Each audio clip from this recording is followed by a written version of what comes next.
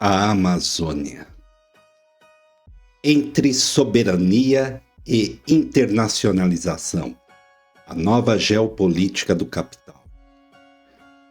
Não é só floresta, é plataforma de disputa, reservatório de carbono, água, minerais estratégicos, rotas, povos, informações. Hoje vou mostrar como, sob o verniz da proteção ambiental e do combate ao crime, projetos internacionais e interesses de potência estão articulando mecanismos que podem transformar a Amazônia em um território governado por normas e tecnologias externas. E o mais perigoso, não é só ocupação militar, é ocupação por dados, por contratos e por mercados. É o que poderíamos chamar de neocolonialismo verde. Vou provar isso e explicar as forças em jogo e dizer o que isso significa para a soberania do Brasil e dos países amazônicos.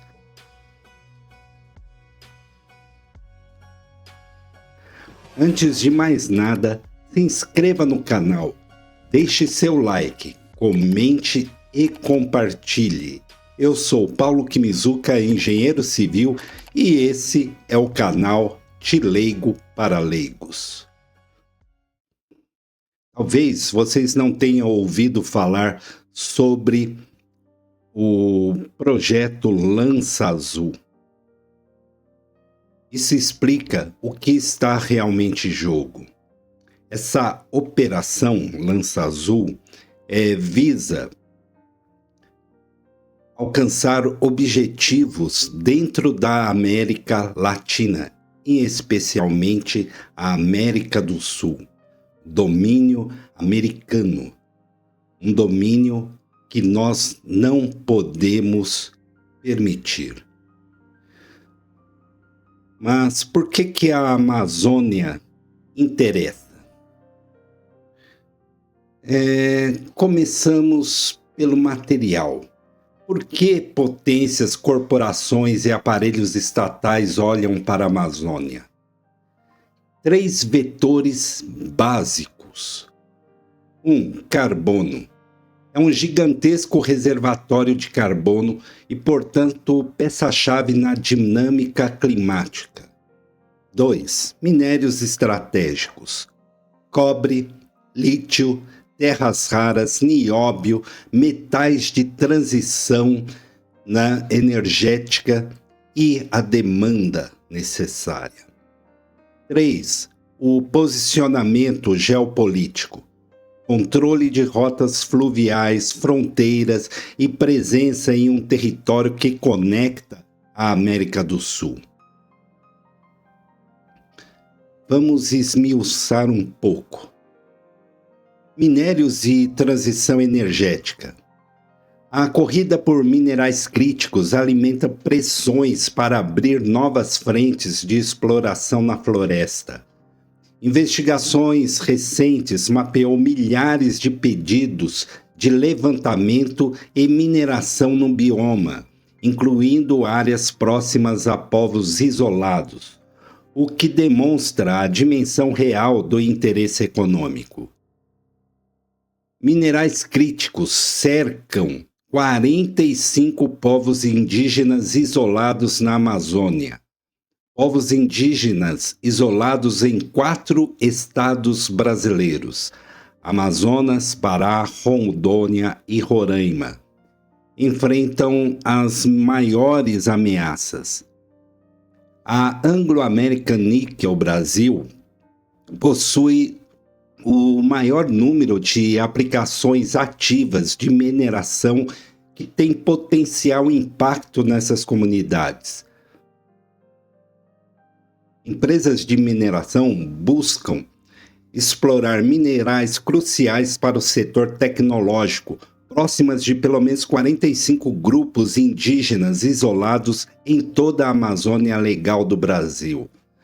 Uma investigação encontrou 1.827 aplicações para mineração de cobre, lítio, terras raras e outros 13 elementos. Materiais que são usados em produtos como microchips, turbinas eólicas e veículos elétricos, né, que estão a cerca de menos de 40 quilômetros dessas comunidades isoladas. Minerar a essa distância coloca as populações indígenas em risco, diz o Observatório dos Povos Indígenas Isolados, o OPI, um grupo de defesa, né? O isolamento é uma condição de sobrevivência devido à mineração, construção de estradas e do agronegócio, explicou o antropólogo Miguel Aparício, presidente da OPI.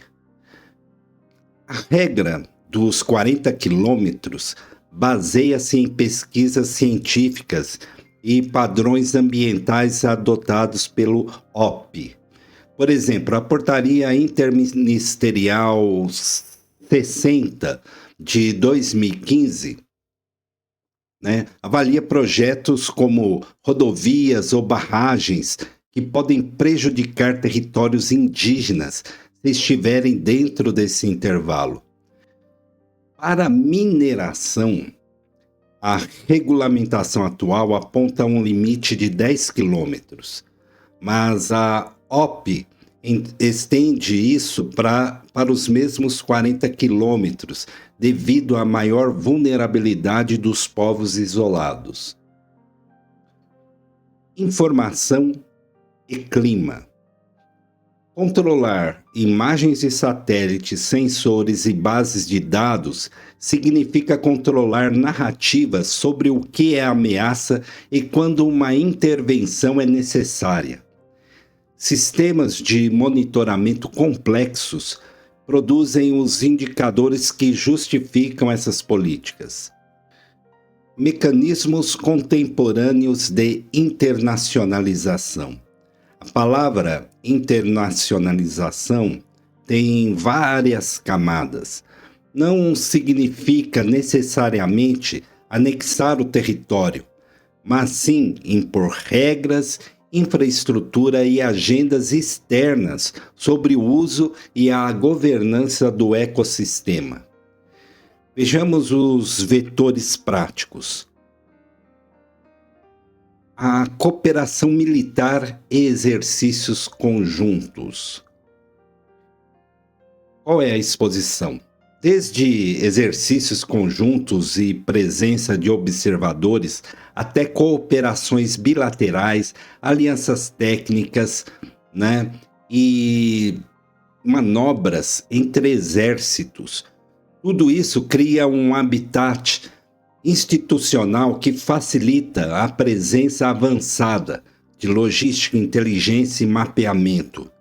Documentos e atividades de integração militar já mostram oficiais parceiros em estruturas como do US Army South, né, ou Comando Sul.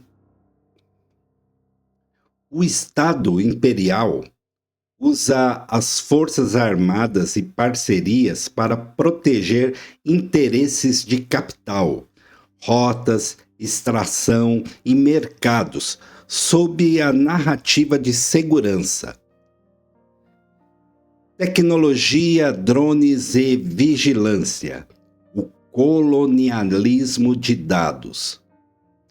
Sensores, né, o SAR, drones, plataformas de análise, né, das Big Techs, e empresas que processam imagens e dados.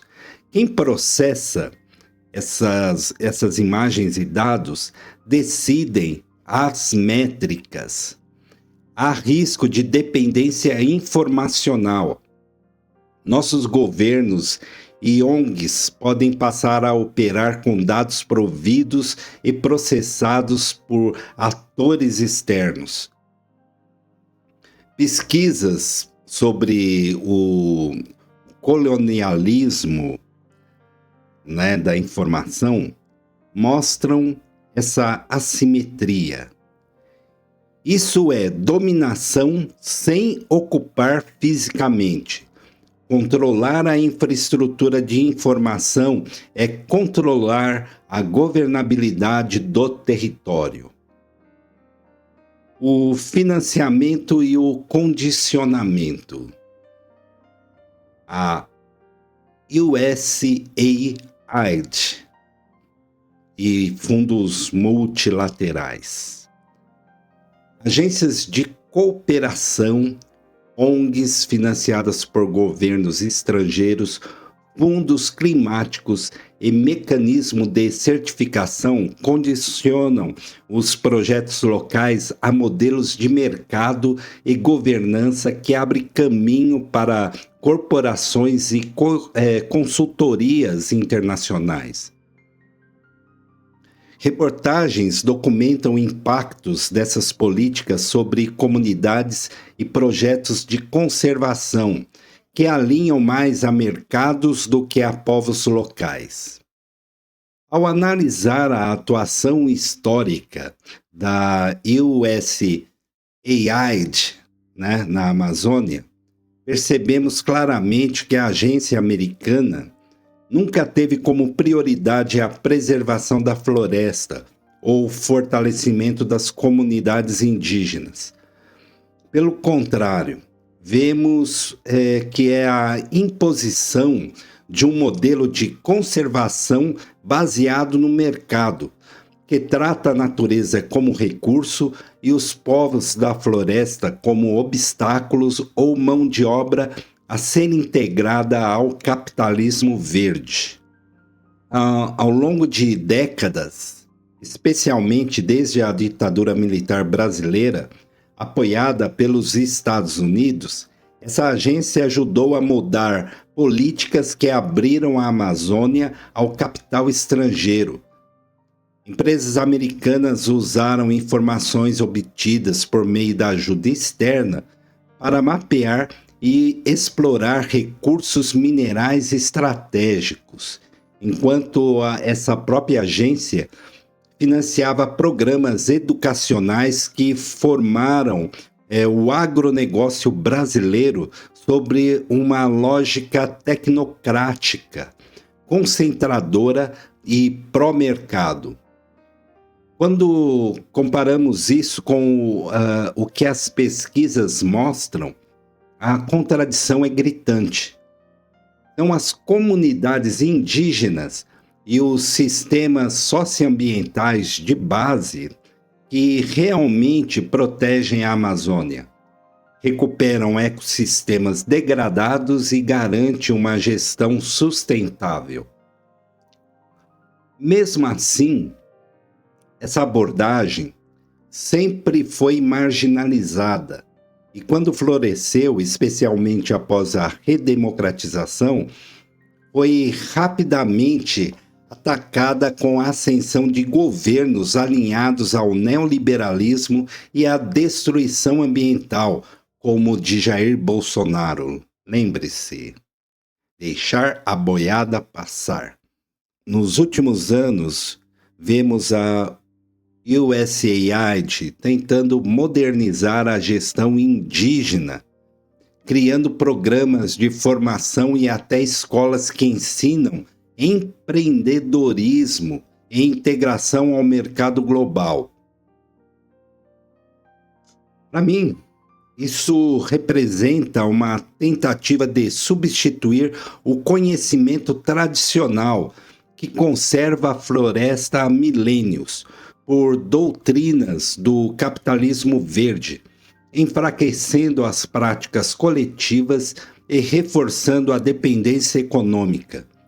No fim das contas, concluímos que existe um choque profundo entre a visão indígena, que entende a floresta como um ser vivo e sagrado, e a visão americana, que enxerga como mercadoria. A atuação dos Estados Unidos perpetua desigualdade, desmatamento e colonialismo. E diante do desmantelamento atual dessa mesma agência, acredito que pode surgir uma oportunidade para fortalecer modelos de gestão realmente autônomos, baseados no conhecimento indígena e no socioambientalismo, as únicas vias capazes de proteger a Amazônia de verdade.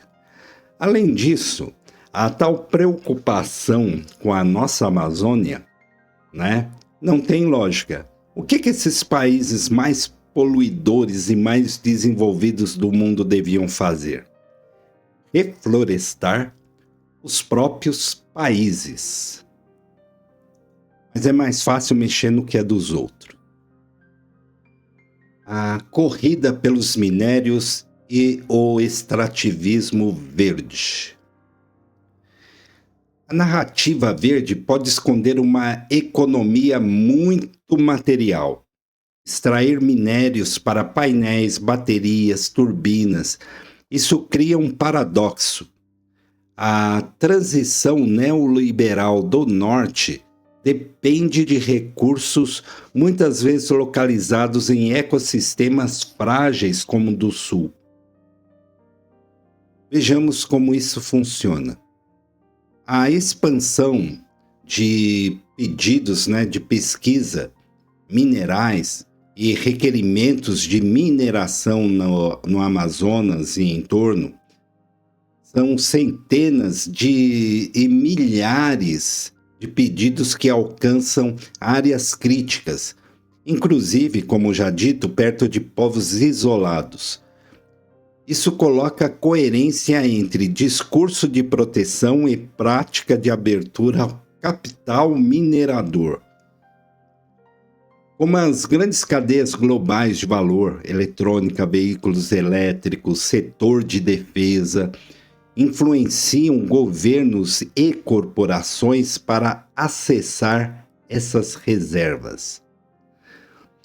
A contradição capital /trabalho /natureza. Transição limpa é um capital intenso e reproduz relações de extração colonial. Terras e povos sacrificados em nome de lucros e de uma transição que beneficia o centro capitalista global.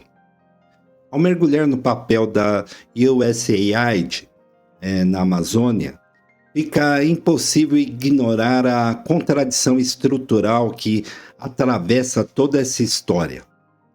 A lógica do capital sempre se impõe sobre o trabalho, ou melhor, o trabalhador, e sobre a natureza. A floresta, os povos indígenas e até o conhecimento tradicional são tratados como variáveis descartáveis diante da exigência de lucro. Percebemos que isso vale não só apenas para o passado, para a ditadura, para a corrida mineral, para o agronegócio, mas também para a chamada transição limpa, que na prática é profundamente ligado ao capital, dependente de mineração, pesada e marcada por relações coloniais de extração. Quando observamos os discursos de conservação dessa agência americana, vemos que eles jogam com uma cortina de fumaça. Falam em proteção ambiental, mas defendem modelos que transformam a Amazônia num negócio verde. É a mesma lógica que orientou a exploração mineral durante a ditadura e agora reaparece travestida de capitalismo verde. A natureza vira ativo financeiro. Os povos da floresta mão de obra ou entraves. A biodiversidade, um estoque a ser precificado. O capital exige expansão e, para isso, sacrifica tanto a força de trabalho quanto os territórios. A contradição fica ainda mais evidente na transição energética global. Minerais verdes, lítio, nióbio, cobre, níquel, né, são vendidos como solução climática, mas sua extração se concentra justamente nas regiões periféricas, habitadas por povos indígenas e populações pobres. A transição, que deveria ser ecológica, torna-se uma nova corrida colonial. O centro capitalista global lucra, enquanto a periferia paga a conta com desmatamento, contaminação e violência. Vemos esse padrão se repetir nas iniciativas dos Estados Unidos, que tenta convencer comunidades indígenas de que a integração ao mercado é o seu único futuro possível, enquanto redefine o que é conservação para adaptá-la aos interesses americanos. E aí está a contradição fundamental. O modo de produção capitalista depende de devorar a própria base material que o sustenta. Para gerar lucros, destrói a biodiversidade. Para expandir a produtividade, precariza os trabalhadores. Para alimentar a transição tecnológica, intensifica sua dependência de mineração. E tudo isso às custas de territórios historicamente colonizados. Não existe capitalismo sustentável. Existe apenas a tentativa de converter a crise ecológica em um novo campo de acumulação. Por isso, quando compara as práticas dos Estados Unidos, dessa USAID, com as formas de gestão socioambientais indígenas, que há séculos combinam trabalho, floresta e vida de maneira integrada, fica claro que a disputa é mais profunda que um debate sobre políticas públicas. Um conflito de projetos de mundo. De um lado, um modelo que transforma tudo em mercadoria e usa a transição verde como pretexto para aprofundar a extração colonial. Do outro, um modelo que enxerga a Amazônia como um ser vivo e compreende que nenhuma sociedade sobrevive destruindo a base material que a sustenta. Para mim, só existe um caminho, capaz de romper com essa contradição. Seria fortalecer a autonomia indígena, recuperar práticas socioambientais e retirar da lógica de mercado o poder de definir o futuro da floresta. Só assim, a Amazônia deixa de ser vista como sacrifício necessário para o lucro do centro capitalista global e volta a ser tratada como território vivo, base de existência e não mercadoria. A engrenagem de justificar a intervenção. Crime, terrorismo e ameaça climática. Como transformar interesse em direito de intervir? Duas narrativas são centrais: o combate ao crime e narcotráfico e a ameaça climática global. Vamos aqui destrinchar um pouco, Narcotráfico e crime ambiental. Uso legítimo como justificativa para operações transnacionais. Países do norte apresentam a Amazônia como rota de tráfico, mercado de recursos ilegais, justificando cooperação de segurança. Mas tratar isso como pretexto para a presença permanente é arriscado para a nossa soberania. A lógica de segurança, ela extrapola o crime quando institucionalizada. O clima e a responsabilização global. O discurso ambiental transforma florestas em bens globais, o que permite reclamações e propostas de governança supranacional. Isso não nega a emergência climática, mas alerta para o uso político dessa emergência para impor regimes externos de governança. Ao analisarmos como a Amazônia é frequentemente tratada por países e instituições internacionais como um bem comum global, isso cria pressões para limitar a soberania dos países amazônicos. Mostra que essa visão parte de imaginários ambientais do norte global, que enxergam a floresta como patrimônio da humanidade e justificam intervenções externas em nome do clima, enquanto ignoram as histórias coloniais e os direitos dos povos indígenas. Ao mesmo tempo, revela que os estados amazônicos também constroem seus próprios imaginários de soberania, muitas vezes associados ao desenvolvimentismo, ao extrativismo e ao controle militar do território. Esses dois discursos, o da proteção global e da soberania desenvolvimentista, entram em choque, mas ambos acabam marginalizando as formas indígenas de governança, que são justamente as que mais protegem o território. A instrumentalização. O capital e o aparelho estatal imperial se apropriam de causas legítimas, a proteção, o clima, para legitimar sua presença e criar mercados de vigilância e serviços que lucram com a própria crise. Quando falamos em instrumentalização, estamos descrevendo um movimento típico do capitalismo contemporâneo.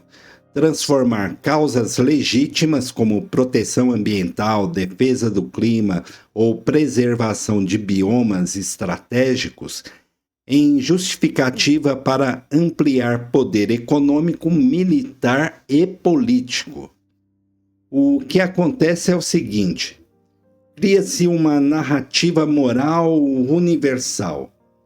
O imperialismo apresenta problemas reais. Seriam desmatamento, aquecimento global, perda de biodiversidade, Como se isso fossem desafios que só podem ser resolvidos sob sua liderança tecnológica, financeira e institucional. A causa é legítima. O uso que se faz dela, não. Transforma-se a preocupação ambiental em instrumento geopolítico, ao dizer que a Amazônia é patrimônio da humanidade, ou pulmão do mundo, Potências do norte global criam brechas para intervir em políticas internas dos países amazônicos, questionar sua soberania e justificar a presença militar, tecnológica e diplomática permanente. A crise vira oportunidade de mercado. Capital não vê a crise como algo a ser solucionado, mas como algo a ser administrado e monetizado. Assim surgem o mercado de carbono, os serviços de monitoramento via satélite, as plataformas de vigilância ambiental privatizadas, os fundos verdes de investimento, as certificações ambientais controladas por empresas estrangeiras. Todos lucram com a continuidade da crise, porque sem crise não há mercado. O Estado imperialista sustenta e legitima esse aparato.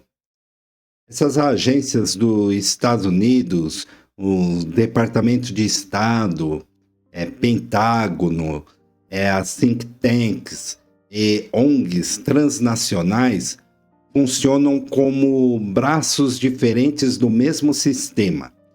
Usam o discurso de proteção para expandir infraestrutura, bases de dados, zonas de influência e penetração corporativa em territórios estratégicos.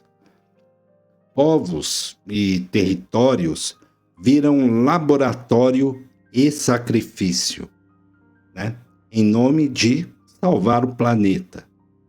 Comunidades inteiras são deslocadas, militarizadas, submetidas a sistema de vigilância, pressionadas a abandonar modos de vida não mercantilizados.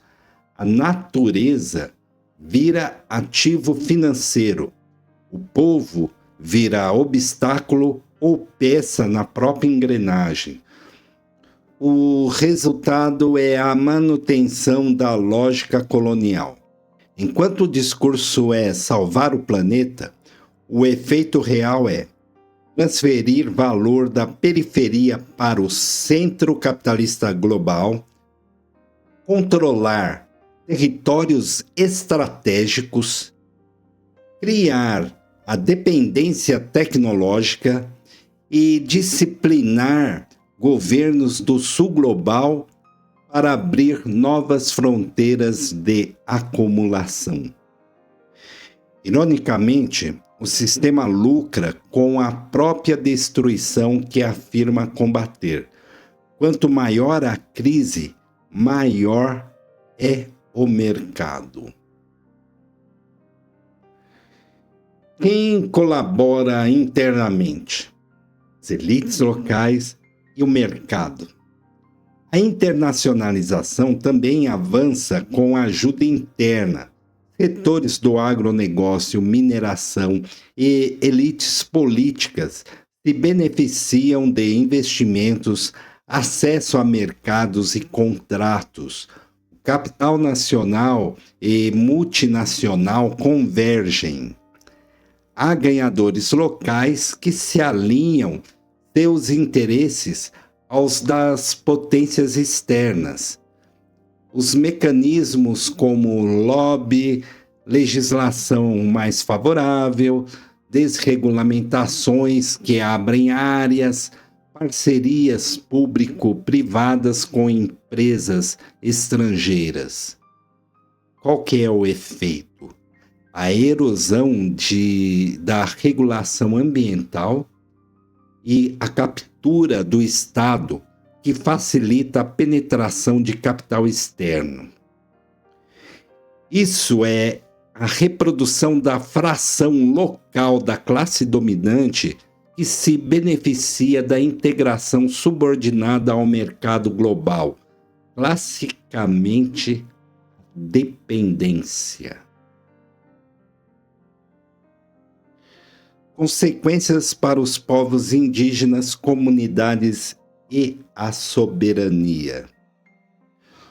Os impactos são concretos: expulsão de povos, contaminação, violência, perda de território e, mais sutilmente, perda de poder de decisão sobre o que se faz no seu próprio solo. A soberania nacional se fragiliza. Decisões que afetam o uso do território podem ser mediadas por fundos, acordos multilaterais e condicionalidades externas. Aplicações mineradoras próximas a povos indígenas e ameaças diretas à vida das comunidades.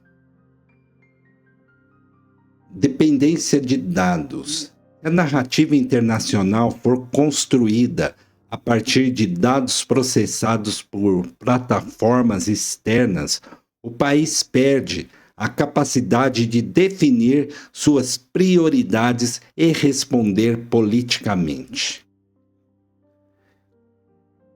Estratégias de resistência e soberania popular.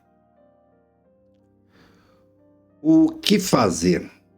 Não é hora de negar a crise ambiental, é hora de afirmar a soberania, democracia e controle social sobre nossos recursos.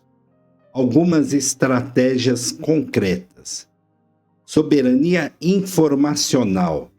Desenvolver infraestrutura pública de monitoramento, satélites, radares, processamento nacional, com código e controle estatal dos dados.